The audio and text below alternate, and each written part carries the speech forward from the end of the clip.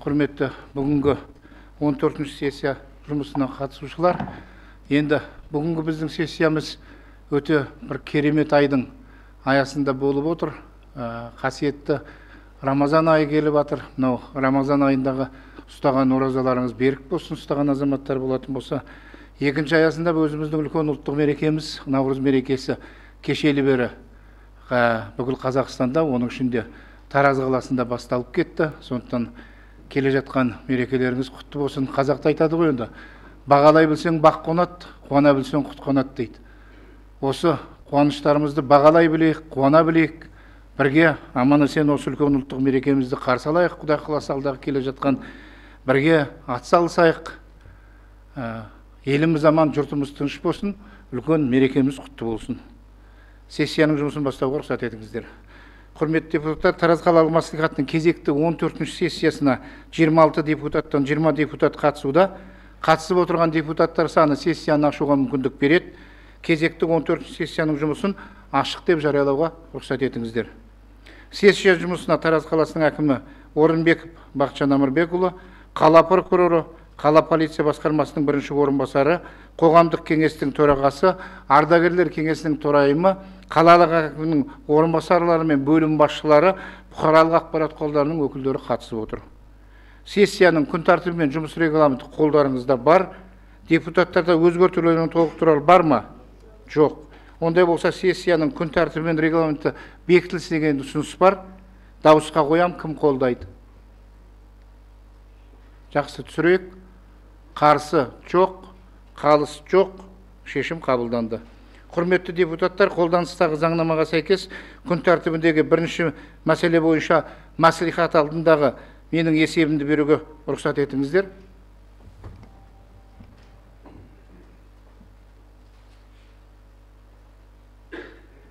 Естіліп тұр ма?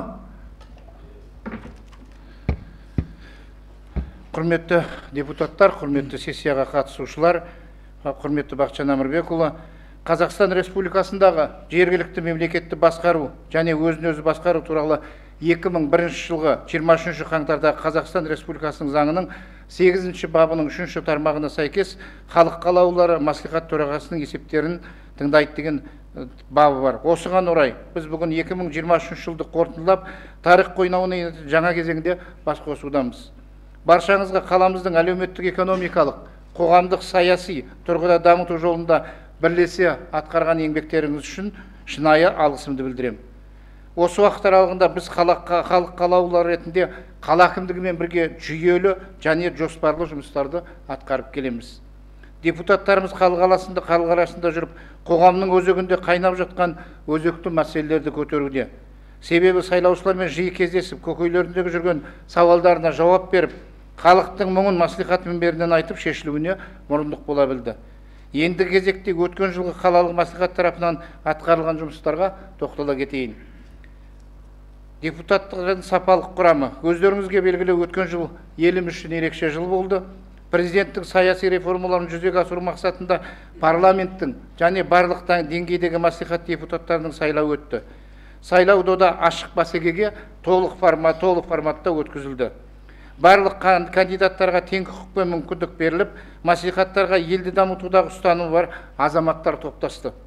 Соның аясында Тараз қалалық мәслихаттың бір мандаттық округтері бойынша 27 депутат сайланды. Қазіргі таңда біреуі бос мандат, оның біреуі Ауыл партиясынан, екеуі Ақжол партиясынан, үшеуі Қазақстан халық партиясынан, жетеуі өзін-өзі ұсынған және 13 азамат Аманат партиясынан сайланды.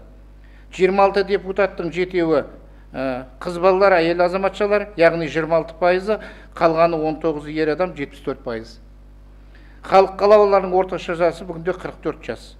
Депутаттарымыздың барлығы жоғары білімді, әрқайсысы өз саласының майталмандары, яғни дәрігер 4, мұғалім ұстаз 3, кәсіпкер 10 және тағы басқа салаларды 9 қамтыған.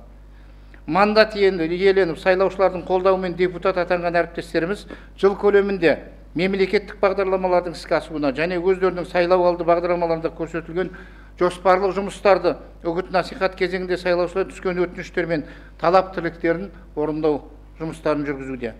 Бұл ретте депутаттар жергілікті атқарушы органдармен бірлесе жұмыс істеп, тығыз әріптестік байланыста болып, тұрғындар үдесінен шығуды мақсат еткенімізді атап өткім келеді. 2023 жылдың ішінде қалалық мәслихаттың жұмысы бекітілген перспективалық жоспарға сәйкес 11 сессия, оның ішінде кезектен 7, кезекті 4 сессия өткізілді.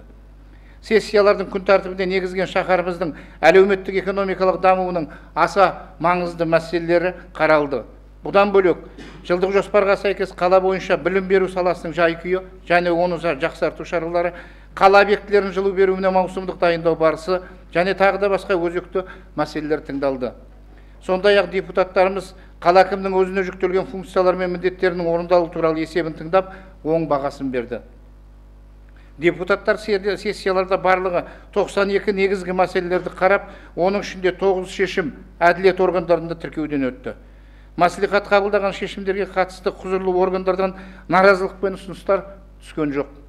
Мәслихаттар қызметінің ашықтығына байланысты мәслихат сессиялар өз кезегінде YouTube платформасында жарияланды. Сессияларға шығарылған мәселелер бойынша депутаттармен зерделеу жұмыстары жүргізіліп, тұрақты комиссиялардың отырысында жан-жақты талқыланып, нақты ұсыныстар берілді. Тұрақты комиссия қалалық мәслихатта 4 тұрақты комиссия жұмыс атқаруда. Атап айтқанда, экономика, бюджет және кәсіпкерлік мәселелері жөніндегі тұрақты комиссия төрағасы депутат Керімбаева Дүйсенкүл Керімқұлқызы бүгінгі таңда тұрақты комиссия үш отырыс өткізіп, 6 мәселе қарастырды. Заңдылық, құқық тәртібі және қоғаммен жұмыс жасау жөніндегі тұрақты комиссия төрағасы депутат Жұманқұлы Марат Сейітбекұлы бүгінгі таңда үш отырыс өткізіп, 6 мәселе қарастырылды. Білім беру және әлеуметтік мәселелер жөніндегі тұрақты комиссия төрағасы Абдинова Елмира Елеусізқызы комиссия үш отырыс өткізіп, 9 мәселе қарастырды. 4-ші инфрақұрылым, коммуналдық шаруашылық және жер қатынастары жөніндегі тұрақты комиссия төрағасы депутат Тоқтағұл Батырхан Тоқтағұлұлы тұрақты комиссия үш отырыс өткізіп, 8 мәселе қарастырды. Мәслихаттың аппараты, қалалық мәслихаттың аппараты депутаттық корпустың қызметінде ақпараттық талдау, құқықтық және ұйымдастырушы қызметті қамтамасыз ететін 6 мемлекеттік қызметшіден тұрады. Жыл бойы мәслихат аппараты тұрақты комиссиялардың отырыстары мен сессияларында қарастырылған мәселелер бойынша ақпараттық материалдар мен талдау анықтамаларын дайындады. Мәслихат аппаратына жеке тұлғалардан 43, заңды тұлғалардан 14 өтініш қабылданып, олардың барлығына нақты жауаптар жолданды.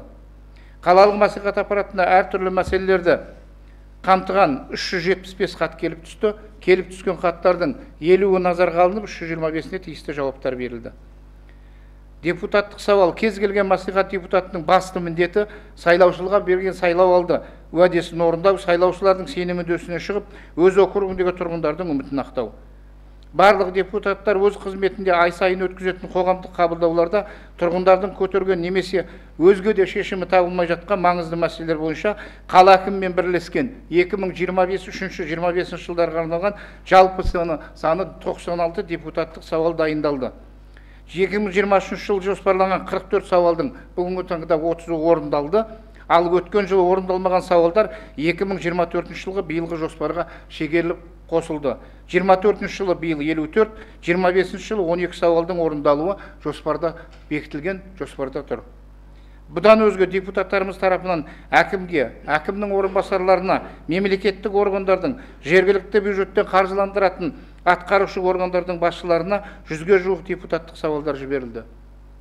Жіберілген депутаттық сауалдарға тиісті органдардан нақты сапалы жауаптар алу, қойылған мәселелердің шешімін тауып, аяғына дейін жеткізу депутаттардың және мәслихат аппараттың ерекше назарында болатын болады. Негізгі мақсат депутаттық сауалдардың саны емес, олардың нақты нәтижесі. Шаһар басшысының қолдауымен сауалдар бойынша жобалық нақты тапсырмалар беріліп, әрқайсысының орындалуы бүгін қатаң бақылауда тұр. Дегенмен де шешімін таппаған мәселелер де әлі де бар. Сайлаушылармен кездесу және жеке қабылдау. Мәслихаттың негізгі жұмыс қағидасы оның ашықтығында. Осы ретте қалалық мәслихат депутаттарының сайлаушылармен кездесулері және азаматтарды жеке қабылдаулары жоспарға сәйкес жүргізілді. Депутаттардың жеке қабылдау кестелері мәслихат сайтында жарияланды. Халық қалаулыларының жұмысы әлеуметтік желідегі парақшалар арқылы тұрақты түрде жарияланып келеді. Депутаттар өз жұмыстары барысында өз қаражаттарының белгілі бір мәселемен келген сайлаушыларға ғана емес, сонымен бірге әлеуметтік жағдайы төмен отбасыларға үнемі қайырымдылық, демеушілік көмек беріп келеді. Бұл біздің депутаттық қана емес, азаматтық, адамгершілік міндетіміз, борышымыз деп есептеймін. Ең бастысы, ел сенімін арқалаған азаматтар мен азаматшылар бұл істе алдағы уақытта да жалғастыра беретініне сенімдімін. Мәслихат төрағасы ретінде көптеген әлеуметтік нысандар мен ұйымдарды аралап, шаһар тұрғындарымен бірнеше рет кездесулер өткіздім. 17 сайлау округінің тұрғындарын 14 түрі жеке сұрақтарымен нөмірі 7-ші, 32-ші, 53-ші білім ошақтарында және Тараз сервис технология колледжінде қабылдау жүргізіп, өтініштері мен ұсыныстарын қарадым. 2023 жылы қоғамдық қабылдауға жалпы саны 100-ден астам азамат жүгінді. Облыс және қала әкімінің шаһарымыздағы аумақтық округ тұрғындарымен өткен 10-нан аса көшпелі кездесуіне болып қатысып шықтым. Кездесу барысында қалалық мәслихаттың атқарған жұмыстары, қаланың әлеуметтік экономикалық даму барысы және бір мандаттық аумақтық округтен сайланған депутаттарымыздың жұмыстары жайында баяндалды. Нөмір 17 сайлау округінің тұрғындары жолдарды жөндеу, тұрғын үйлерді жаңғырту, жылу мәселесі, спорт және балалар ойын алаңшалары, ағаштарды кесу, көше жарығы, аялдама, бағдаршам орнату, автобус бағыттары қалпына келтіру тағы да басқа мәселелерді көтерді. Сайлаушылар өз ой пікірлерін ортаға салып, шешуді қажет ететін әлеуметтік көкейкесті мәселелер тұсынды. Айтылған ұсыныс пікірлер қалалық мәслихат аппаратында жинақталып, оларды орындау бойынша шаралар жоспары жасалды. Әрбір өтініштер тиісті өкілетті органдарға қарастыру үшін ресми түрде жолданды. Кейбір өтініштерге жеке қабылдау барысында заңға сәйкес түсініктемелер беріліп, аталған мәселелер толық шешілгенге дейін қосымша бақылауға алынып отырды. Қаламыздағы өзекті мәселелерді депутаттық сауалдар арқылы көтердік. Атап айтқанда, Ибраим Сүлейменов көшесінің соңында көпірді жөндеу және көпірге дейінгі түнгі жарық шамдарын орнату мәселесі. Рысбек Батыр көшесін кеңейту, жаяу жүргіншілер жолын салу және арық жүйелерін қалпына келтіру. Нөмірі 1-ші, 2-ші Чехов бұрылыс көшелеріне асфальт жабындысын ауыстыру, тағы да басқа проблемалардың оңтайлы шешуіне атсалыстым деген ойдамын. Мәслихат жұмысы әрдайым жергілікті атқарушы билікпен тығыз байланысты. Әрбір жиын барысында тұрғындардың сауалдары жауапсыз қалған емес. Халық қалаулысы болған соң тұрғындар мен қала үшін маңызды мәселелердің шешімін табуға барынша көңіл бөліп келеміз. Шешімін тапқан мәселелер ішінде қаламыздағы Химиктер көшесіне жарық шамдар орнатылды. Мүмкіндігі шектеулі жандардың сұранысы мен Жамбыл облысы әкімдігінің алдындағы басқармасының алдына асфальт жабындысы төселінді. 32-ші, 7-ші білім ошақтарының айналасындағы ағаштар кесіліп, Рысбек Батыр және Сүлеймен көшелерінің қиылысында аялдама қойылды. 2024 жылы Рысбек Батыр Сүлеймен көшелерінің қиылысында бағдаршам орнатылады деп жоспарлануда. Бұдан бөлек, нөмір 7-ші мектеп гимназиясында жапсарлас ғимарат құрылысын салу мақсатында жобалық сметалық құжаттар дайындалып жатыр бүгінгі таңда. Аталған білім ошағында құрылыс жұмыстары сәтімен басталса, құрылыс жұмыстарының мерзімінде әрі сапалы аяқталуы менің тарапымнан қадағаланатын болады. Қиындығы мен қызығы аралас қым-қуатшы шаруаның оң шешімін табу үшін депутат қашанда бар күші жүгерін салады. Шаһарымыздағы әлеуметтік нысандар құрылысы, жолдарды жөндеу, тұрғын үй коммуналдық шаруашылық саласы кезек күттірмейтін мәселелердің бірі. Аманат партиясының қоғамдық қабылдау бөлмесінде 2023 жылы 10 азаматты қабылдадым. 2 азаматтың мәселесі шешімін тауып, 8-іне түсіндірме жұмыстары жүргізілді. Қоғамдық қабылдау халық пен билік арасын жақындату бағытында қолға алынған үздік жоба. Мұндай партия ашық форматта қабылдайды және бірінші кезекте тұрғындардың өтініші мен құқықтары басты назарға алынады. Тұрғындар ата-ана құқығын шектеу, жәрдемақы тағайындау, мектепке балаларына киім алу, газ кіргізу, қайтарымсыз грант, жол жөндеу және материалдық көмек көрсету бойынша мәселелерді көтерді. Қабылдау негізінде түскен барлық ұсыныстар мен сұрақтар мемлекеттік мекемелер басшы тарапында бақылауда болып, көмек көрсетілді. Партияға халық үлкен үмітпен келеді. Біздің мақсатымыз ел сенімін ақтап, қолдан келген барлық көмекті көрсету болса, біз осы жолда барынша жан аямай еңбек етеміз деген ойдамын. Тұрғындардың күрмеулі мәселелерін шешіп, елдің алғысын арқалаған партиялықтардың бұл бағыттағы жұмыстары алдағы уақытта да жүзеге асып, алдағы уақытта да жүретін болады. 2023 жылдың 29 маусым күні Астана қаласында өткен мемлекет басшысы Қасым-Жомарт Кемелұлы Тоқаевтың саяси реформаларының нәтижесі ретінде депутаттар мен мәслихаттар жұмысындағы өзгерістерді ілгерілету мақсатында Аманат партиясынан сайланған барлық деңгейдегі мәслихат депутаттардың алғашқы республикалық форумына барып қатыстық. Бұдан өзге өткен жылдың 30 қараша күні Аманат партиясының барлық деңгейдегі мәслихаттардағы фракция мүшелерінің бірінші депутаттар форумы облыстың аймақ басшысы Ербол Шырақбайұлы Қарашөкеевтің қатысуымен өткізілді. Форумда алдымызға жаңа міндеттер қойылды, сол міндеттерді баршамыз енді бірлесе отырып орындауымыз қажет. Біз өз жұмысымызда Сенат пен Мәжіліс депутаттарымен де әріптестік байланыс орнатқанбыз.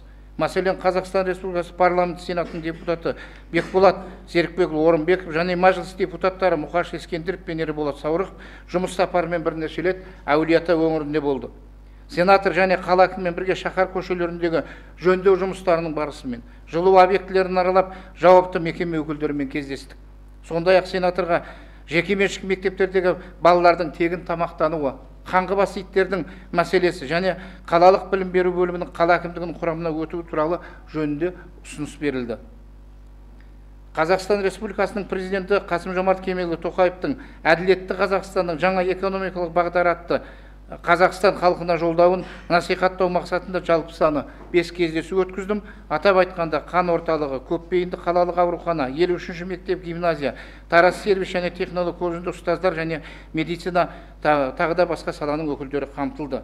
Кездесуде мемлекеттік бағдарлар бойынша бөлініп жатқан қайтарымсыз грант, жастар бағдарламасы, жастарды тұрғын үймен қамту бағдарламасы, мектептердегі оқушыларды ыстық тамақпен қамтылуы, ауруханаларда кіші қызметкерлердің жалақысын көтеру және тағы да басқа әлеуметтік мәселелер көтерілді.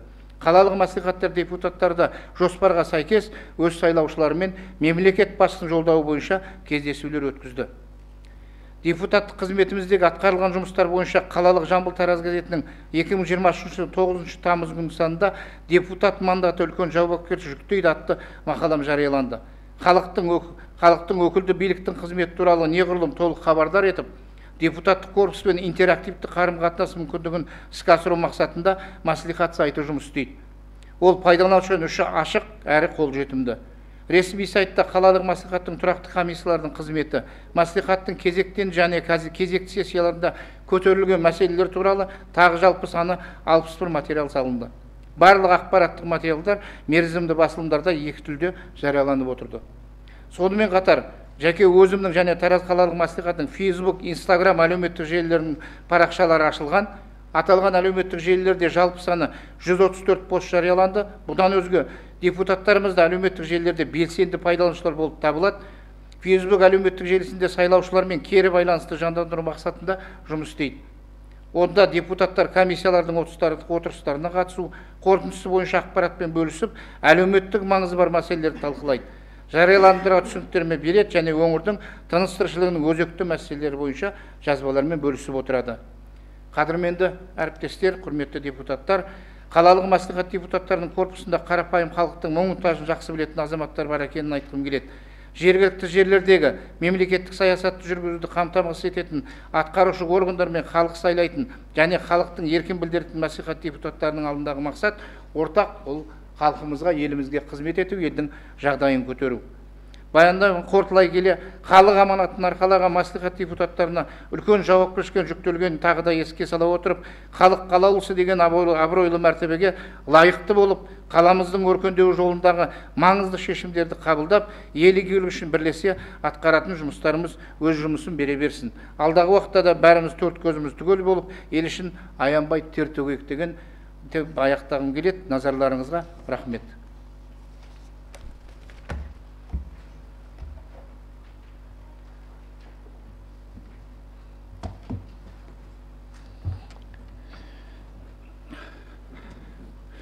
Құрметті депутаттар, сессиямыздың жұмысын ары қарай жалғастырамыз.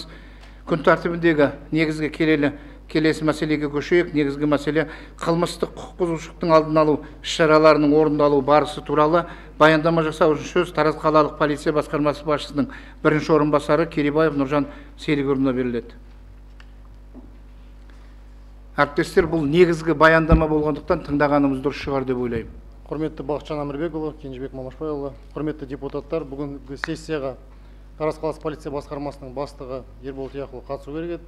Алайда ішкі істер министрлігінің қазіргі таңда бүгін жиналысы болып жатқаннан кейін полиция департаментіне жиналысқа қатысуға кеткеннен кейін баянатты мен сіздерге баяндаймын. Рұқсат етсеңіздер. Жақсы. Ішкі істер органдарына қойылған басты тапсырма азаматтардың қауіпсіздігін қамтамасыз ету, қылмыстың алдын алу, жолын кесу және оның ашу және нөлдік төзбеушілік бағыттарында жұмыс атқару болып табылады.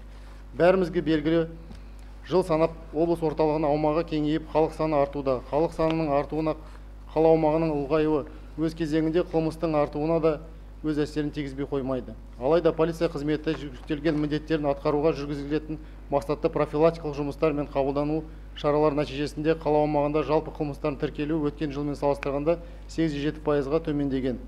Біздің басты міндеттердің бірі қоғамдық қауіпсіздік қамтамасыз ету, қоғамдық орындарда жасалатын қылмыстар алдын алу болып табылса, осыған орай қалалық полиция қызметкерлері осы бағытта барынша жұмылдырылып жұмыс атқаруда. Нәтижесінде қоғамдық орындарда жасалған қылмыстар өткен жылмен салыстырғанда 18-1%-ға төмендеген. Көшелерде жасалған қылмыстар 24-7%-ға төмендеген. Топпен жасалатын қылмыстар 11-1%-ға төмендеген. Сонымен қатар масан күйде жасалған қылмыстар 11-1%-ға төмендеген. Алайда бір қатар көрсеткіштер жақсарғанымен кәмелетке толмағандар жасалатын қылмыстар мен қазіргі таңда бұрын сотты болған қылмыстар жасалған 49-83%-ға артты. Талдау барысында аталған кәмелетке толмағандар жасалған 6 қылмыстың барлығы 2023 жылы орын алған, яғни қылмыстың істі аяқтауына 2024 жылы статистикалық еніп, нәтижесінде осы санаттағы қылмыстар өсуіне әсер етті. Біз аталған қылмыстар өткен жылы орын алған деп бұл бағыттағы жұмыстарды назардан тыс қалдырмаймыз. Алдағы уақытта осындай кемшіліктер жол бермеу мақсатында профилактикалық жұмыстар күшейтіп жұмыс атқаратын боламыз. Қылмыстың алдын алу басты бағытының бірі бұл әкімшілік құқық бұзушылықты анықтау болып табылса, бұл бағытта 2024 жылдың 2 айында қорытындысына Тараз қаласы полиция басқармасы қызметкерлерімен 33 мың әкімшілік құқық бұзушылық анықталған. Қазіргі таңда республикалық көлемінде басты назар аударып отыратын мәселе бұл жол көлік оқиғасы болып табылады. Ағымдағы жылдың 2 айында облыс орталығында жол көлік оқиғаның тіркелуі 19-3%-ға төмендесе, жарақат алғандардың саны 29-7%-ға төмендеген. Алайда тек жол көлік оқиғасы салдарынан қаза болғандардың саны 100%-ға өсіп отыр. Кісі өлімінің ұштасқан жол көлік оқиғаларының басым бөлігі мас жүргізушілермен және жаяу жүргізушілермен белгіленбеген орындардан өту кезеңінде жаяу жүргізушілер қағумен орын алып отыр. Қылмыстардың түрлеріне бойынша тоқталатын болсам, ағымдағы жылдың аса ауыр санаттағы кісі өлтіру дерегіне жол берген болатын болсақ, денсаулыққа ауыр зиян келтіру қылмыстардың 7 дерегі тіркелген, 2023 8 дерегі, ашылу 100% құрап отыр. Зорлаудың 1 дерегі тіркелген, 2023 3 дерегі, ашылу көрсеткіші 100%. Жыныстық қол сұлыспаушылық қылмыстар тіркелуіне өткен жылмен салыстырған болса 4 дерек, яғни 10-4%-ға төмендеген. Қарақшылық қылмыстардың 1 дерегі тіркелген, ол дерек ашылған болатын. Мүліктік қылмыстардың ішінде қазіргі таңда қатты бөлең алып отырған алаяқтық қылмыс екендігі белгілі. Есеп кезеңінде бұл қылмыс түрінің 86 дерегі тіркелген, өткен жылы 86 тіркелген болатын. Құрметті депутаттар, жиынға қатысушылар, біз облыс орталығы Тараз қаласы аумағында халықтың қауіпсіз жүріп тұру бағытындағы қауіпсіздік қамтамасыз етуге бағытталған барлық шараларды қабылдап қылмыспен күресе бар күштерімізді салып жатырмыз. Тараз қаласы полиция басқармасы бізге берілген тапсырмаларды тұрғындардың қауіпсіздігі мен қаламыздың болашағы үшін орындауға дайынбыз. Назарларыңызға рахмет. Сұрақтарыңыз болса жауап беруге дайынмын. Так, құрметті депутаттар, кеше бұл мәселе енді тұрақты комиссия отырысында ұзақ талқыланды. Дегенмен де сұрақтарыңыз бар ма? Жоқ па? Жақсы, рахмет. Так, баяндама жасау үшін сөз осы мәселе бойынша Жамбыл облысы әкімдігінің білім басқармасының Тараз қаласы білім бөлімінің басшысы Қожамжарова Раушан Пернешқызына беріледі. Құрметті депутаттар, бұл мәселеде кеше тыңдалды, баяндамасын кеше тыңдадық, мәселені қойдық. Тағы да қоям дейтін сұрақтарыңыз бар ма Раушан Пернешқызына? Қайта тыңдау қажеттілігі бар ма? Жоқ па? Сұрақтарыңыз жоқ па? Все, жақсы. Раушан Пернешқыз, рахмет. Онда құрметті әріптестер, бұл мәселе бойынша шешім жобасы қолдарыңызда бар. Шешім жобасын дауысқа қоям. Кім қолдайды? Жақсы, түсірейік. Қарсы жоқ, қалыс жоқ, шешім қабылданды. Күн тәртібінің келесі мәселесін қарауға көшеміз. Тараз қалалық мәслихатының білім беру және әлеуметтік мәселелер жөніндегі тұрақты комиссиясының есебі. Есеп беру үшін сөз Тараз қалалық мәслихатының білім беру және әлеуметтік мәселелер жөніндегі тұрақты комиссияның төрайымы Абдинова Эльмира Елеусізовна беріледі.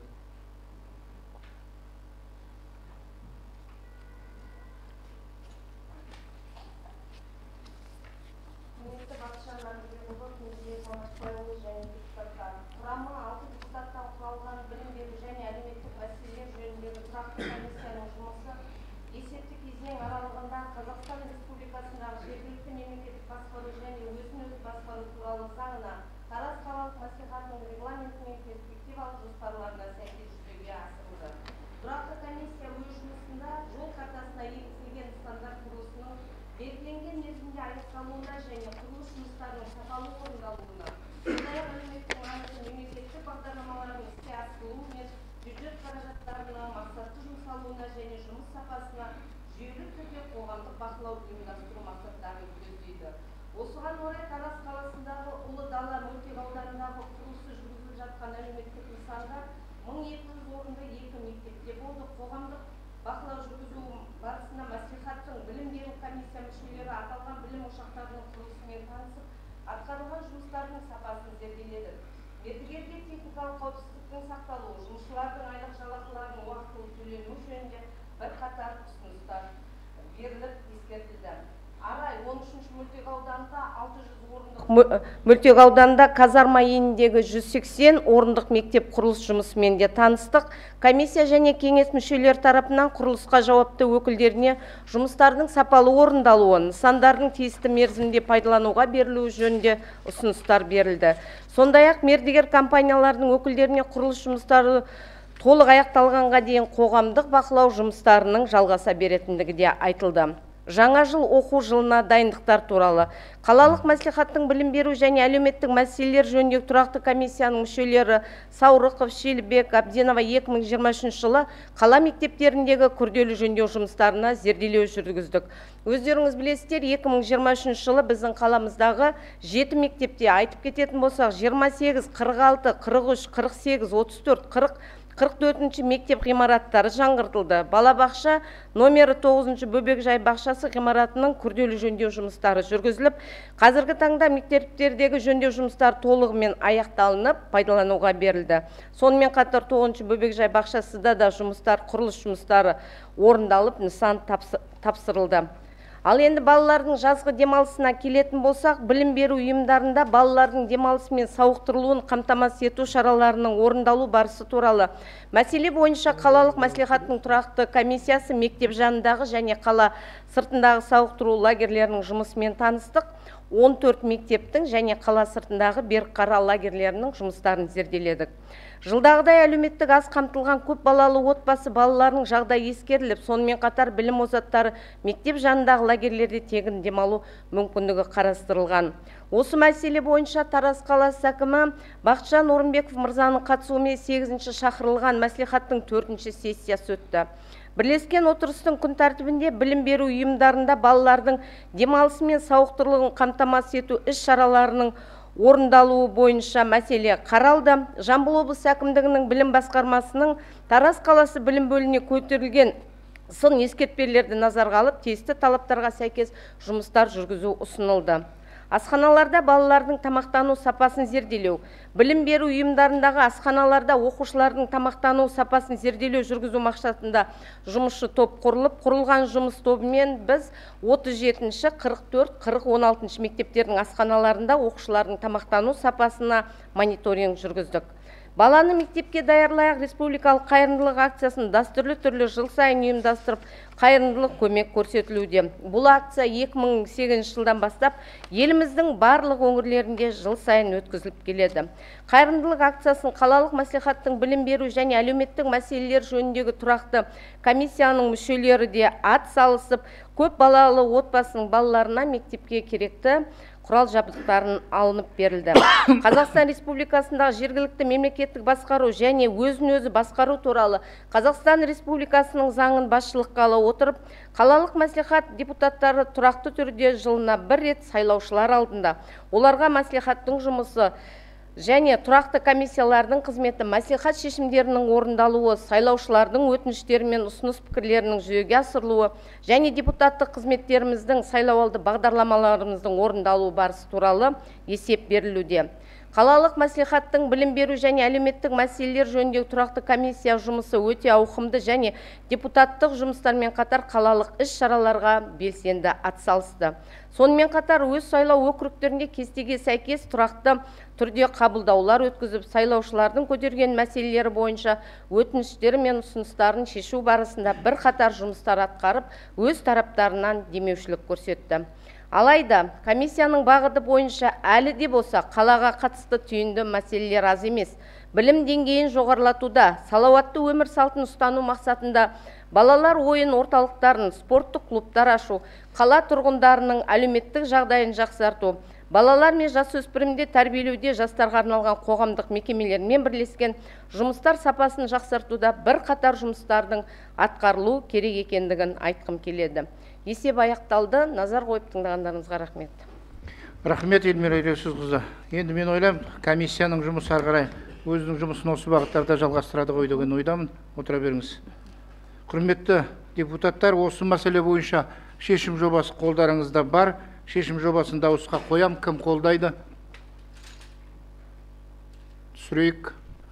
Қарсы жоқ, қалыс жоқ. Шешім қабылданды.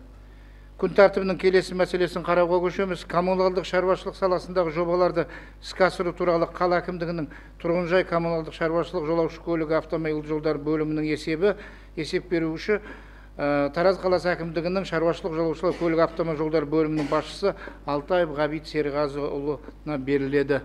Әріптестер, кеше тұрақты комиссияда баяндама тыңдалды. Қажеттілігі бар ма тыңдаудың баяндамасын? Жоқ. Сұрақтарыңыз бар ма қосымша? Кешегі Ғабит Серғазыұлы депутаттардың тарапынан кешегі қойылған сұрақтардың барлығына бір ауыз не қылып тоқталып, тұрақты дүниеден жауап беру керек. Жазбашата жауап береміз барлық сұрақтарға толығымен толықтырып барлығын. Жоқ, қазір жауап беріңізші. Жоқ, неге жазбаша түрде? Ауызша. Сұрақтар кеше қойылды ма, Ғабит Серғазыұлы?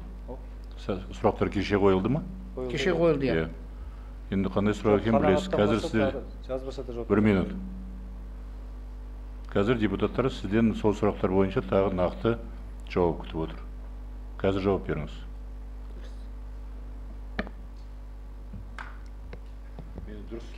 Мен сізде дұрыс түсіндім ғой, е? Дұрыс. Кеше көтерілген мәселелер. Мен түсінгенім, кеше депутаттар толық жауап ала алмаған. Сол жауаптар бойынша тұрақты комиссияда. Жақсы. Онда қазір тоқтап кетіңіз сол сұрақтар бойынша.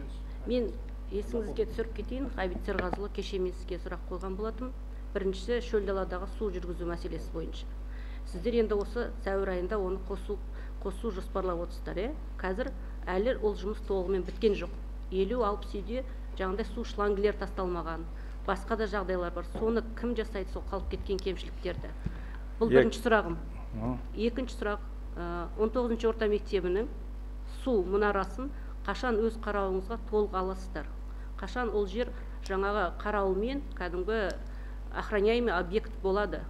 Және жөндеу жұмыстары қашан жасалады? Осы екі сұраққа жауап берсеңіз қазір. Рахмет. Су жүйелерін жүргізу мәселесі бойынша биылғы жылға бізде Шөлдала, Құмшағал, Казарма және 28 саяжай бойынша су жүйелері жүргізілді биылғы таңда. Жұмыстардың бәрі бүгінгі таңда толығымен аяқталып, барлығы бітіп отыр. Қазіргі таңда тек қалып отырғаны бізде тұрғындардың абоненттік жүйелерін қосу, үйіне қосу мәселелері қалып тұр. Қазіргі таңда мынау күн жылыған күннен бастап біз олардың барлығына тұрғындардың бәріне қазір ескертіп жатырмыз. Абоненттер жүйесі 60%-ға егер қосылған жағдайда біз су беруге дайынбыз. Су біздің жоспарымыз бойынша мамыр айының ортасында су береміз деп отырмыз. Ал жаңағы қалып кеткен проектте қалып кеткен үйлердің барлығымыз есебі бар, тізімі бар. Олардың барлығына мердігер тарапынан қазіргі таңда жұмыстар жүргізіліп жатыр. Барлығын қосып береміз. Қосымша қосылады ғой енді. Қосымша қосылады олар. Барлық қосымша қосылады. Мен толтырып кетейін, құрметті депутаттар. Бұл мәселе бойынша нақты әлі шешім жоқ. Себебі сіз айтып отқан 60 үй бұл жобаға кірмей қалған үйлер. Немесе жоба қабылданып кеткеннен кейінгі салынған үйлер. Оларға қазір қосымша біз жоба дайындауымыз керек. Қазір оны зерделеу жұмыстары жүріп жатыр. Оны біз қосымша қазір зерделеу жұмыстарын жасап нақтылауымыз керек көлемін. Ол 60 үй бола ма, ертең зерделеу жұмыстарының нәтижесі бойынша 70 үй бола ма, 80 үй бола ма, бүгін ешкімде ондай нақты жауап жоқ. Сондықтан алдымен біз қазір зерделеу жұмыстарын жасауымыз керек.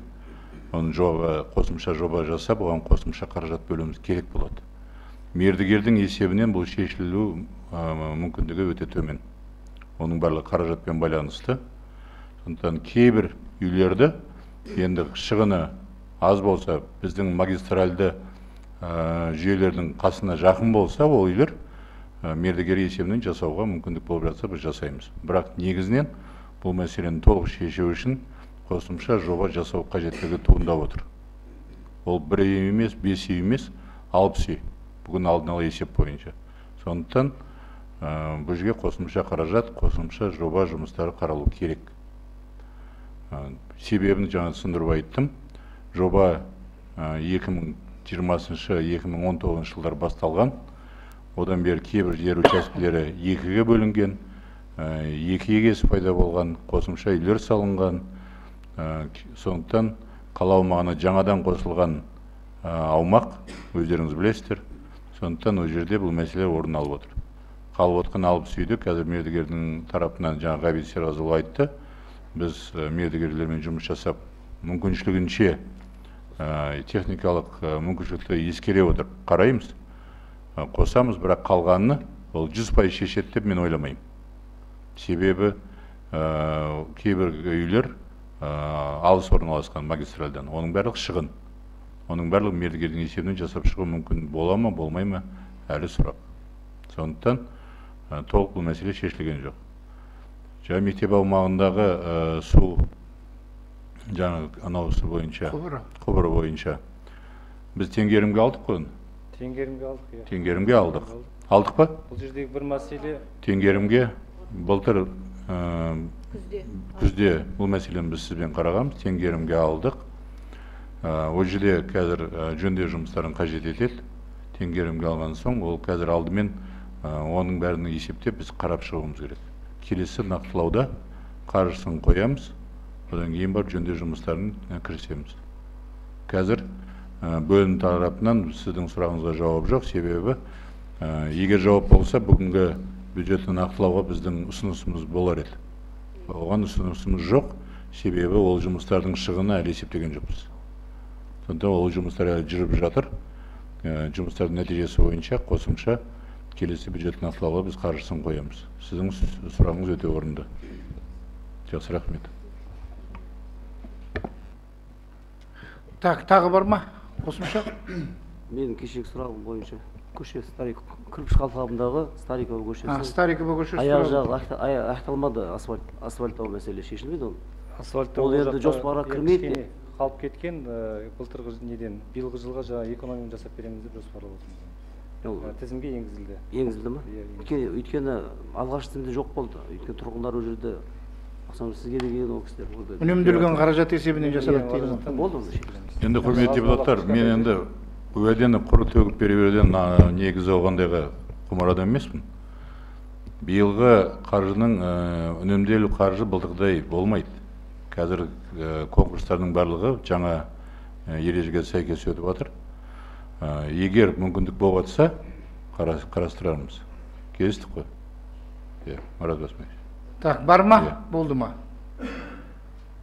Арман. Алдындағы лоток жұмыстар жүргізілген болады, жұмыстар толығымен аяқталған, бірақтан алайда жинау жұмыстары жүргізілмеген, толықтан аяқталмаған, сол тұрғындар тарапынан сұрағы барды, қашан артынан жинастырып, оған кім жауапты, және ол жұмыстарын қашан бітірмекші? Былтыр ол жұмыстарды жасыл ел мекемесі жасаған, естеріңізде болса. Шынында да әлі де былтыр жасалған жұмыстардың артынан тазалық жұмыстары жасалмаған. Ол мәселе бойынша да кеше аппараттық кеңесте жасыл ел мекемесінің басшысы жауапкершілікке тартылды. Мен өзім барып көрдім. Ауа райы қазір мүмкіншілік бергендіктен сол жұмыстардың бәрін қалпына келтіру жұмыстары жасалады. Негізі ирригация жұмыстарын қалпына келтіру бойынша биыл 400 миллион қаражат бөлінген, естеріңізге салайын. Бұның қазір мемлекеттік сатып алу бойынша конкурс өтіп жатыр. Мердігер анықталғаннан кейін ол жұмыстарды биыл жалғастырамыз. Болды ма? Бар ма тағы да? Бар. Аха, Ғабит Серғазыұлы, Бауыржан кешегі Ізекұлы. депутат Найзакұлы, кешегі гидро саябақ бойынша. Гидро кешеніндегі саябақтың мәселесін көтеріп отыр Бақытжан Омарович. Гидросаябақ бойынша мен тоқтап кетейін. Негізі гидросаябақ бойынша біз қазір университет басшыларымен, министрлікпен келіссөз жүргізіп жатырмыз. Ол жерді мемлекеттік меншік мемлекеттің иесіне қайтару туралы. Әлі нақты шешім жоқ. Жоқ, ол мәселе. Оның барлығы әлі жұмыс жүргізіліп жатыр.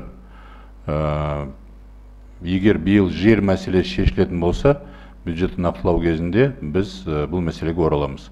Әлі жер мәселесі бір жақты шешілген жоқ. Бюджетте ол мына нақтылауда ол жоқ. Біз да әлі дайын емеспіз. Жер мәселесі шешілген жоқ. Кешегі просто мына заявка кіргізген жоқ, соны айтып отырмын да, кішкене поправка. Пока кіргізген жоқ, значит... Жоқ, заявкада жоқ ол. Заявкада тұр, заявка алып тастады. Ол баяндамада... Жоқ, баяндамада көрсетілді 800 миллион деп ориентировочно. Болды.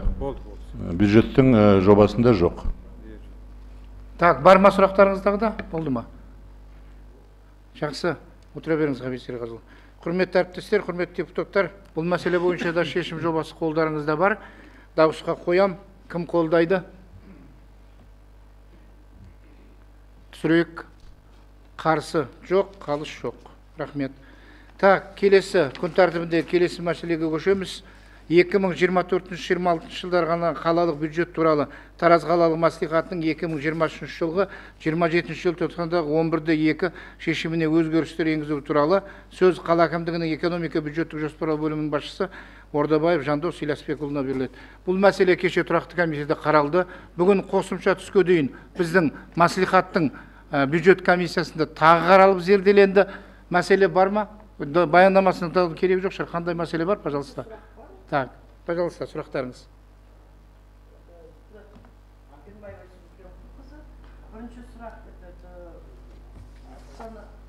Микрофонды қосыңызшы.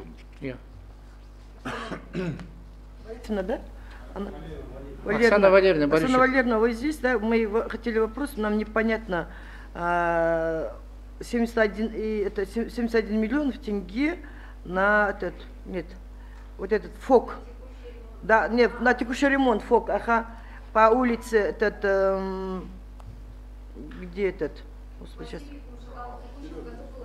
Нет, этот... Нет, наверное, Керимкуловна, она 79,8 миллионов, наверное, да? Да, 79,8 миллионов, Астана Мөлтек ауданы, и Астана Мөлтек ауданы.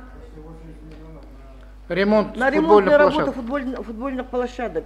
Зачем? Они и так есть. Зачем им обратно? Может, лучше два таких футбольных поля, где нужно построить? Мы так подумали. Давайте я отвечу на этот вопрос. Оксана Валерьевна, речь идет о капитальном ремонте футбольных площадок дворовых. Да. Құрметті депутаттар, бұл жерде мынандай мәселе. Биыл біз қала аумағында жаңа 10 футбол алаңшаласын салуға қаражат бөлгенбіз. Оның біреуі мынау перенос, естеріңізде болса, 10 жаңасын алғанбыз. Одан басқа біздің қала аумағында қазір жөндеуді қажет ететін 14 футбол алаңшасы бар. Пайдалануға жарамсыз. Біз қаражатты соған бөліп отырмыз. Сондықтан бұл футбол алаңшалар қала аумағында орналасқан. Оның 4-еуі ЖКХ-ның балансында, мен қателеспесем, Оксана Валерьевна, солай ма? Алтауы 4 на балансе, вот. Оксана Валерьевна, ну это всем понятно, депутатам же это тоже, наверное, понятно. Бұл жерде қандай мәселе туындап отыр? Мен айтайын. Оксана Мирбекович, мы сегодня, Оксана Валерьевна, ждали до обеда ваш звонок, так и не было. Сегодня на комиссии мы рассмотрели такой момент. Мы комиссионно пойдем посмотрим, как вчера мы разговаривали на эту тему. Просто вот, которую вы говорите, заявку 14, да, или здесь каждый на пригодность. Просто если что-то, давайте сделаем. Пока его оставили, мы на комиссии приняли решение, пока приостановить. Так, подождите. Құрметті депутаттар, тоқтай тұрыңыздар. Бір минут қазір. Қазір біз қарап атқанымыз 2010 жылы салынған футбол алаңшалар. бүгінгі күні жағдайлары мүлдем жарамсыз. Мүлдем жарамсыз. Иә. Енді біз көрмесеңіздер, барып көруге мүмкіндік бар болды деп тұр ғой. Бұндай мәселен. Себебі ертең оқу жылы бітіреді мамыр айында. Балаларға жағдай жасауымыз керек. Бұл естің алдындағы футбол ойын алаңшалары. Қазір мынау қыс мезгілінде, құрметті депутаттар, біз мынау мемлекеттік сатып алу конкурсын өткізуіміз керек.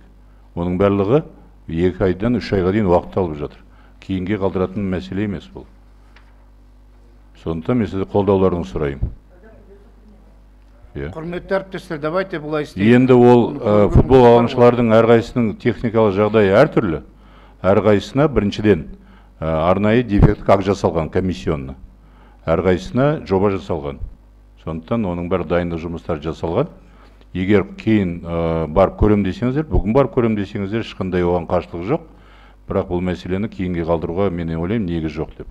Себебі жаңа мен айтқандай бұл қазір мемлекеттік сатып алу конкурсын жариялауымыз керек, өткізуіміз керек. Ол кем дегенде 2 ай. Ал ертең мамыр айында енді күн жылыйды ғой. Күн жылығаннан кейін балалардың ойын алаңдарын біз қалпына келтіруді мақсат қылып қойып отырмыз. Негізі мынау енді қазір қаражат болғаннан кейін негізі бұл мынау ескі футбол алаңшалары жарамай қалғанды тастап қойып, жаңасын сағанымыз енді дұрыс емес қой. Сондықтан ескілерінде жөндеу қажет. Бұл жерде бір үлкен мәселе болған. Бұл естеріңізде болса, бұл мәселені біз өздеріңізбен талқылағанбыз. Біздің футбол алаңшалардың бұндай жағдайға келуі, мен мысал ретінде былтыр мынау Желтоқсан Қонаев көшесіндегі футбол алаңшасын естеріңізде ғой? Иә. Бұл жағдайға келуі, оған ол қараусыз, егесіз қалған. 10 жылдан бері бір тиын қаражат бөлінбеген. Мысалы, осы футбол алаңшалар 2010 жылы салынған. 14 жылда ағымдық жөндеу көрмеген. Енді ол жердегі жағдайды ертең барған соң өздеріңіз көздеріңізбен көресіздер. Иә, ол жердегі мынау енді футбол алаңшалар деген аты бар. Мүлдем ол жерде қазір балаларға ойнауға жағдай жоқ. Олар көп жылдан бері пайдаланбай жатқан футбол алаңшалар. Оның екеуін білесіздер, мынау Залини біздің жаңағы Фоктың қасында. Ими уже никто давно не пользуется. Қаңқасы тұр. Енді оның бәрін тастаудың қажеті жоқ, оның бәрін қалыпқа келтіруіміз керек шығар. Сондықтан, құрметті депутаттар, бұл мәселені қолдауларыңызды сұраймын.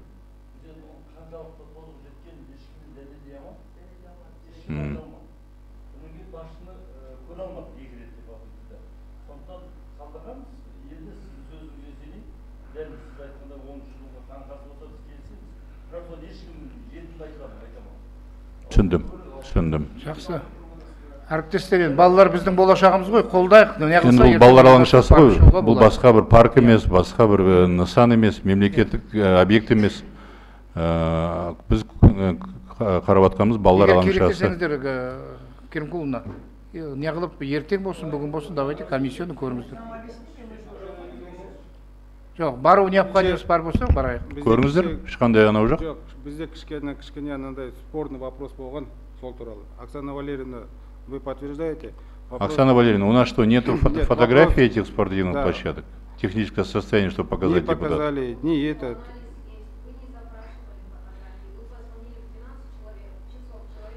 Нет, послушайте. Вы послушайте, подождите. Это все было, да, это подтверждаю. Факт вчера другой был. Мы пошли по энергии. За 10 лет построили, 10 лет она существовала. Есть, я же вчера вам говорил, четкая вот такая должна быть концепция была. Есть другие округа, которые за 10 лет нету. Сейчас получается, вы вчера сказали, что социальное волнение. Социальное волнение будет там, где не построят. Сейчас они есть, 10 лет их не обслуживали. Это, я не знаю, кто должен это делать, наверное, ЖКХ. Вопрос стоит в том, что мы сейчас деньги опять потратим на эти ремонт, а эти люди, которые другие округа, останутся еще 10 лет без строительства. Не лучше ли, чем это делать демонтаж, ремонт, построить на той земле, на тех в округах, где нету, а потом постепенно по концепции пройти уже на ремонт. Это мое предложение такое было. Может, но мен бұл сіздің позицияңызбен мен келісе алмаймын. Мен сіздің позицияңызды түсініп отырмын. Бірақ қазір қараңыздар, қаладағы 2010 жылғы салынған 14 футбол алаңшалары пайдалануға жарамсыз болып тұр. Егер сіздер менен сұрайтын болсаңыздар, бірінші кезекте мынау жарамсыз тұрғандарды жөндейміз ба, жаңасын саламыз ба десеңіздер, мен бір жақты айтарым, мынау ескісін жөндейік деп. Біріншіден аз қаражат кетеді, екіншіден оны жерде естің алдындағы балалардан қаңқасы тұрған нәрсені неге жөндемей отқанымызды түсіндіру өте қиын. Сондықтан, бірақ бізде қазір мүмкіншілік бар. Жаңасын 10 салуға, мына 14-ін күрделі жөндеуден өткізуге. Сондықтан сондай шешім қабылдап отырмыз. Әріптестер, балалардың болашағы ғой, давайте басқа нәрсе емес, қолдау көрсетейік. Басқа сұрақтар бар ма тағы?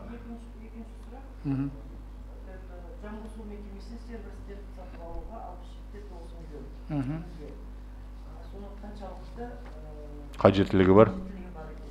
Жаңа сіздер талқылаған Құмшағал, Шөлдала саяжайларында 28 саяжайда 30 мыңға жоқ абонент бар қазір. Жаңа айтты, абонирование жұмыстарын бастаймыз деп. Ол абонирование жұмыстарын біз қазір бастаймыз. Бүгінгі таңда 10%-дан сәл артық тұрғындар абонирование жүрді. Енді қыс болды, басқа болды. Түсінікті ауа райына байланысты, бірақ енді абонирование жұмыстарын бастаймыз. Жобада сол әр үйге модемді счетчиктер қаралған. Қазір бізде ЖКХ-ның балансында қабылдап олар складта тұр. Ол модем счетчиктерді арнайы жаңағы өзінің орнына орнатқан кезде олар сол пайдаланған судың мөлшерін электронды түрде Жамбыл суға беріп отыру керек. Бірақ Жамбыл судың бүгін ол даныларды қабылдап алатын Жамбыл суда сервер жоқ. Біз 30 мың счетчигіміз бар, былай енді жай тілде айтқанда. Ал 30 мың счетчикті жұмысын қамтамасыз ететін, оның негізгі мақсатымыз да сол етін. Әр счетчиктің показаниясын ертең снимать етпей, автоматты түрде олар Жамбыл суға кеп түсіп тұру керек етін. Бірақ счетчигіміз бар, сол даныларды қабылдап алатын Жамбыл суда сервер жоқ. Сол серверді қазір сатып алып, биыл жыл соңына дейін қоямыз деп отырмыз. Бірінші кезекте жаңадан пайдалануға берілетін аймақтардың счетчиктері барлығы модем, то есть автоматты түрде өздерінің көрсеткішін беріп отырады. Кеше мағанда баяндап отырды, сіздер тараптарыңыздан неге Жамбыл судың тарифінің есебіне кіргізбейсіздер, неге Жамбыл судың тарифін көтеруге әрине болады. Бірақ біздің президенттің тапсырмасын білесіздер. Тариф мәселесіне біз өте үлкен жауапкершілікпен қарауымыз керек. Біздің тұрғындардың табысын ескере отырып, қазір біз тариф көтеру туралы мәселе көтеріп отқан жоқпыз ғой. Сондықтан әрине, егер Жамбыл судың былтырғы 22 жылғы қорытындысын қарайтын болсаңыз, жылдық табысы, пайдасы 3 миллион ба сондай? Есіме салшы қанша? Таза пайдасы 1 миллион теңге. Таза пайдамен шықты. Жамбыл су 22 жылы. Сондықтан үлкен оның шығыны 2 миллиардтың көлемінде шығыны бар. Сондықтан ол, пожалуйста, это официальные данные. Да? Бақытжан Амирбекович. Он Жамбыл су естеріңізге салайын. 20 жылы минуспен шығады. Солай ма? Тек қана плюспен шыққаны, былтыр прибыльмен бірінші жыл шығып отыр, 22 жыл бірінші прибыльмен шығып отыр Жамбыл су мекемесі.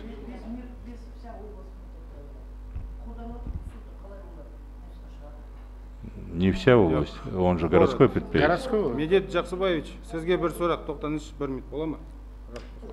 Поэтому, давайте с сервером закончим. Поэтому у предприятия сейчас свободных средств в размере там 67 миллионов, да, если мне память не изменяет, таких денег нет. Но завтра запускать, то есть мы сейчас 6,4 миллиарда потратили на водоснабжение 4 новых массивов, установили там счетчики, ну установим, да, они у нас практически готовы. Но смысл тратить было на деньги на приобретение этих счетчиков, если эти счетчики завтра работать не будут. Понимаете? Поэтому сервер сегодня необходим он.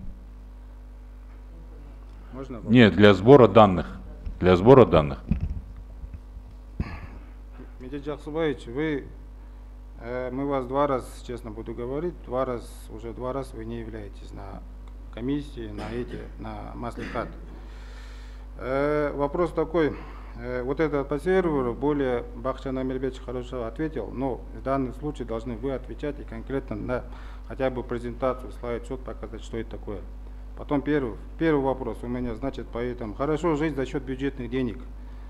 В прошлый раз мы вам 2 транша дали, 500 на сумму 500 миллионов.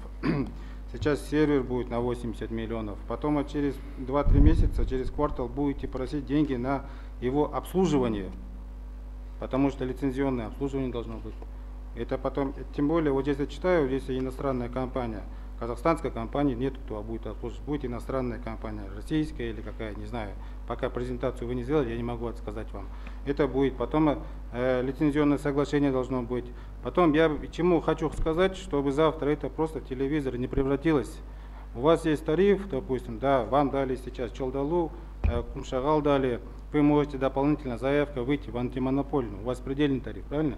У вас же предельный тариф, вы можете пока. Это к этому времени надо постепенно идти. Вы не ГУ, вы КГП на праве хозяйственного ведения. Вы имеете право зарабатывать деньги. Не так, что у маслихата дайте. Вы имеете право зарабатывать деньги. То есть у вас помимо основной деятельности, обеспечения питьевой холодной водой, у вас есть иная деятельность, в которой вы можете зарабатывать деньги. Да? Может быть, сейчас где-то я, может, неправильно, недопонимаю, но я считаю, сейчас пока такой острой целесообразности нету. Каждый, потому что, почему объясню, из-за чего я складываюсь, из-за того, что вы не пришли, просто нам бы объяснили, показали слайд, какую-то документацию, вот так как вот обоснование дали, а то здесь написали, вот, допустим, 70 миллионов, он на этот. Мы каждую заявку, каждую это вам даем. И ваша кредиторка сейчас уменьшила за счет наших вливаний, бюджетных денег сюда. Ваша кредиторка уменьшила только за счет этого. Прибыль сейчас озвучивали, 2 миллиона или миллион вы только вышли. Это так будет постоянно, понимаете, продолжаться. Это будет постоянно так продолжаться. Вы на ПХВ, вы должны двигаться, чтобы предприятие потихоньку выводить с этой ситуации. Постоянно деньги брать в бюджет, это, извините, много ума не надо. Жить только дай. Просто. Вы же форма собственности ГКП на ПХВ. Вы не ГУ, чтобы дай деньги, дай на то, на это. А то, что я сейчас говорю, я уже вижу, что это будет лицензионная программа. Завтра вы выйдете опять к нам на маслихат, и вот мне надо сопровождение, там, лицензионное соглашение. Я правильно говорю? Вот. Такое будет. Завтра выйдете вы и опять будете просить деньги на обслуживание его. Енді сіздің айтып отқаныңыздың барлығы орынды. Кешіріңіз, сөзіңізді бөлдім.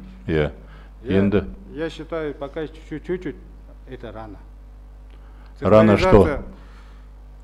Рано повышать тарифы или все-таки рано его поддерживать? Знаете, тенденция идет. Почему объясню? Сейчас, допустим, вот и так она уже пошла. Сейчас выходит с министерства. Допустим, если физические лица 5 кубов, один тариф, сейчас тройной тариф хотят так вести. После 5 до 10 второй тариф. После 10, если человек потребил, ему третий тариф. То есть хотят вот такой сделать. Вы же прекрасно это знаете, да? Балансированный тариф еще только обсуждается. Но мы же решение должны принимать сегодня. И бір моменттің қарайын сіздерге, құрметті депутаттар. Бахтияр Амирбекович, можно договорю, пожалуйста? Да, конечно. Вы взяли Кумшагал и Чолдалу. Я как производственнику вам говорю, у вас там 2 водозапорные насосные башни. Вам проще поставить в штат, включить 8 операторов посменно, 4 туда, 4 сюда, аппаратчик ХВО, аппаратчик ХВО. И вам по бюджету, допустим, на этот год, 8 человек примерно, так, в среднем по минимальной зарплате, даже если возьмем, обойдется 10-15 миллионов в год. Сейчас мы вам дадим 70 миллионов, потом вы еще будете просить денег на цифровизацию. Давайте поэтапно как-то проходить, не сразу так. 2 района, это же не целый город. Это 2 округа, Чалдала и Кумшагал. В плане, вот ваша, которая водозаборная башня, и просто там, не проще ли так сделать, чуть-чуть. Я считаю, это будет правильно. Потом постепенно, тем более предельный тариф у вас, вы не имеете права его нарушать. Сейчас, получается, цифровизацию ведем, у вас будет сокращение, то есть надобности уже не будет, правильно? численности контролеров у вас пойдет сокращение. У вас пойдет нарушение антимонопольного законодательства, нарушение тарифа, вам антимонопольный после проверки компенсирующий тариф идет, потом штраф идет, и потом это все. Ваши расходы вы должны будете в следующем будущем закрывать.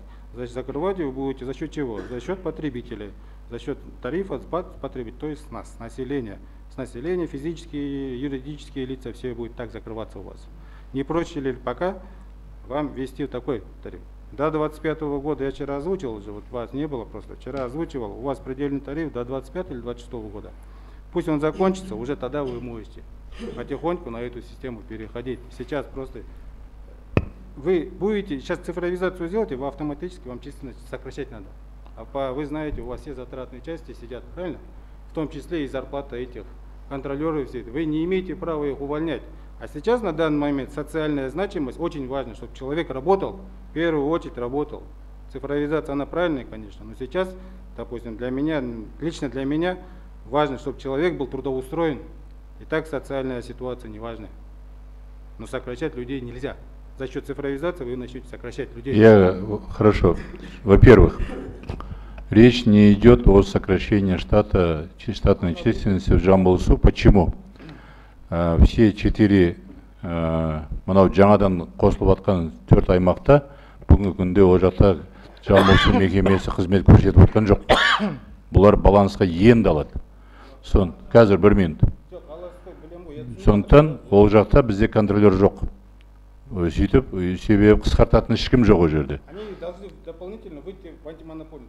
Жоқ, олар қазір қосымша, онда сіздің ұсынысыңызға сәйкес, бұлар қазір контролердің санын көбейту керек. Негізі біздің жаңағы осы жобада электронды өлшеу құралдарының қараған себебі біздің өзі цифровизацияны енгізу болып жатыр ғой қазір. Иә. Солай ғой. Одан кейін біз қазір пәленбай миллиард ақша жұмсап, онда жобада ондай счетчиктерді не үшін сатып алдық? Егер цифровизацияға тағы да өтпейтін болса. Ол бір. Екіншіден, егер сіз жобамен таныссаңыз, ол есептегіш құралдардың барлығы колодестерде орналастырған. Жаңағы өлшеу колодес. Әр колодесқа ертең контролердің түсіп шығуы, оған техникалық мүмкіншілік жоқ. Егер сіз колодестердің тереңдігін барып көріңіз, олар счетчиктің барлығы колодесте орналасқан, көшеде орналасқан. Сондықтан ол жерге әр колодеске ертең контролерді түсіріп шығарудың өзі 30 мың абоненттің барлығын ол техникалық мүмкіншілік қаралмаған. Негізі цифровизацияға өту ол мекеменің шығындарын оптимизация жасау үшін бағытталған негізгі жұмыс. Ешкім біріншіден тағы қайталап айтамын, ешқандай жұмыс орындарын қысқарту туралы күн тәртібінде мәселе тұрған жоқ. Керісінше, үлкен аумақ, 30 мың абоненті бар аумақты цифровизацияға өткізу.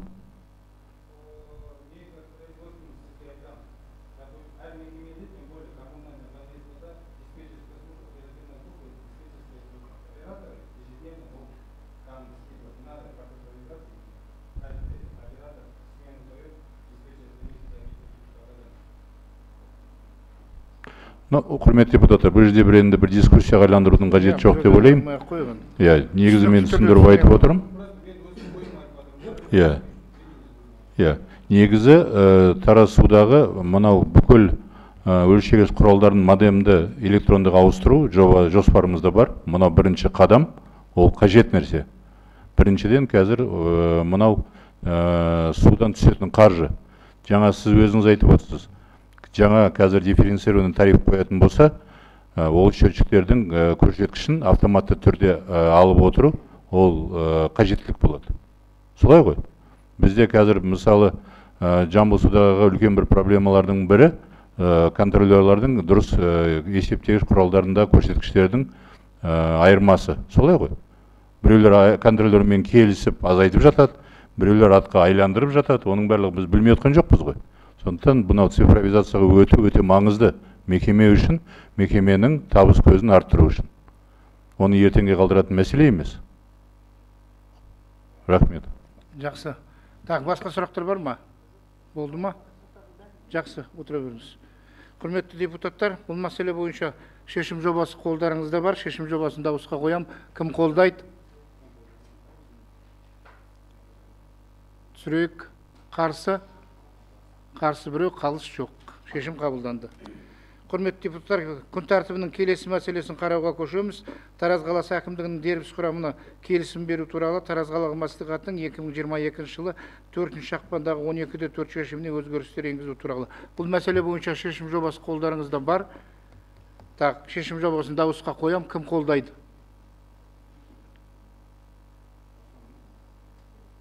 Түсірейік. Қарсы жоқ, қалыс жоқ, шешім қабылданды. Так, күн тәртібінің келесі мәселесін қарауға көшеміз. Тараз қаласы бойынша аз қамтылған отбасыларға тұрғын үй көмегін көрсетудің мөлшері мен тәртібін айқындау туралы. Баяндама жасау үшін сөз жұмыспен қамту әлеуметтік бағдарлама бөлім басшысының міндетін атқарушы Талқанбаева Ралқын Қаланқызына беріледі. Так, әріптестер, кеше бұл мәселені де тұрақты комиссияда тыңдадық. Несі бар ма қажеттілігі баяндамасын тыңдаудың? Жоқ, хорошо. Так, сұрақтарыңыз қосымша бар ма бұл мәселе бойынша? Иә.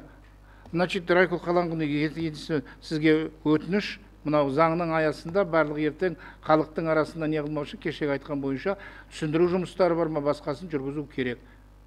Мақұл ма? Жақсы, отыра беріңіз.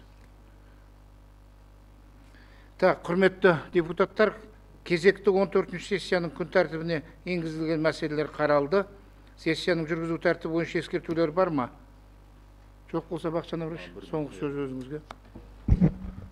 Құрметті депутаттар, біріншіден бүгінгі күн тәртібіндегі мәселелердің бәрін өте күрделі, өте маңызды мәселелер. Қолдауларыңызды көріп отырмыз, үлкен рахмет. Үлкен мәселе көріп отқан жоқпын, бірақ бір мәселені қазір көріп отқан бір мәселе біздің бөлімдердің, бөлім басшыларының осы материалдар дайындау кезіндегі кемшіліктер, сапасы. Сондықтан осында бөлім басшыларының барлығы отыр. Мен сіздерге тағы да ескерту жасайын.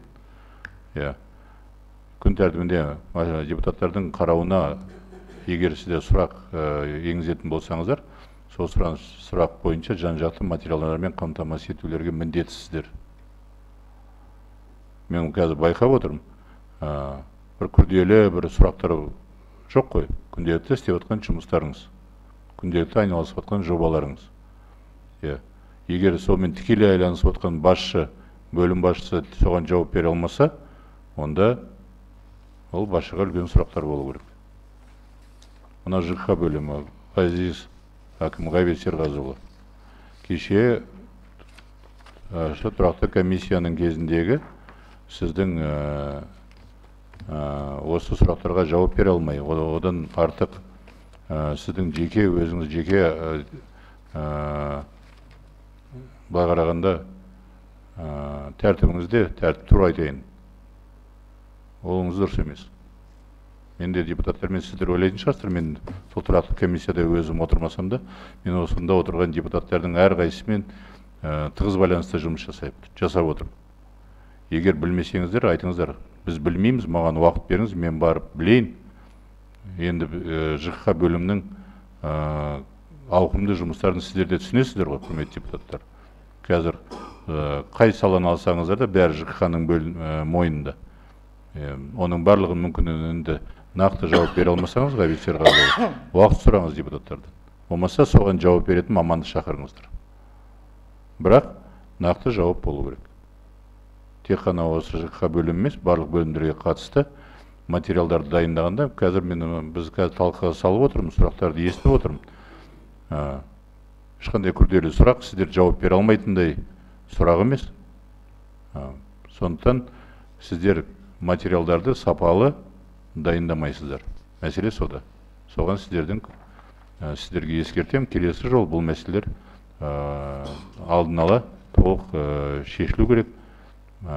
Депутаттар әр қойылған сұрақ бойынша толық жауап ала білу керек. Оксана Валерьевна, понятно? Садитесь. Құрметті депутаттар, мынау енді жаңа Кенжебек Мамашбайұлы бүгін бір шуақты күн, көктемнің Енді бүгін наурыз айының ортасы болса да күннің шуағын бүгін көріп отырмыз ғой. Бір аптадан бері қар жауып мазамызды алып жатыр. Сондықтан мынау наурыз мерекесі құтты болсын барлықтарыңызға. Отбасыларыңызға құт береке әкелсін. Барлығымыз істеп отқанымыз бір жұмыс, алдымызға қойған мақсаттарымыз да бір. Сондықтан бір-бірімізді қолдап, осы ары қарай жұмысымызды жасай берейік. Биылғы істеп отқан жоспарлардың барлығы өздеріңіздің ұсыныстарыңызбен, өздеріңіздің берген ұсыныстарыңызды ескере отырып жасалған жоспарлар. Соны бірге жұмысқа атқарайық. Одан кейін жаңа комиссияның жұмысында атап өткім келіп отыр. Қазір мынау істеліп жатқан жұмыстың сапасы өте маңызды. Сондықтан сіздер тарапынан да осы істеліп жатқан жұмыс, оның ішінде құрылыс жұмыстарының сапасына біз қазір көңіл бөлуіміз керек. Біздің алдымызда тұрған мақсат тек қана бюджеттік қаржыны игеру емес, оның тиімділігі бірінші кезекте болу керек. Сондықтан сіздермен ары қарай жұмыс жасайық. Жақсы, егер сұрақтарыңыз болса, мен сұрақтарыңызға жауап беруге дайынмын. Сұрақтарыңыз болмаса? Сұрақ жоқ болса, сессияның жұмысын жабық деп жариялауға рұқсат етіңіздер. Шақырылған азаматтар үлкен рахмет қатысқандарың үшін. Депутаттар аппарат кішкене 3 минутқа қалсаңыздар. Жақсы.